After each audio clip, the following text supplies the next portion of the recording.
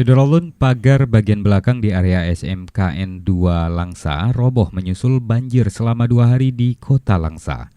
Pagar beton sepanjang 20 meter ini diduga tak kuat menahan arus banjir, ditambah labilnya kondisi tanah di lokasi ini. Data sementara yang dicatat BPBD setempat juga menyebutkan sejumlah kerusakan lain akibat banjir kali ini, seperti badan jalan di Dusun Perumnas, Gampung Payabujuk Slemak, kemudian juga terjadi longsor parah di 3 titik pada seputaran wilayah kota Langsa. Adapun Syederalun, data lengkap terkait kerusakan dan kerugian akibat banjir kali ini sejauh ini masih dalam tahap pengumpulan pihak BPBD Kota Langsa. Dari Langsa, Zubir, Serambi On TV.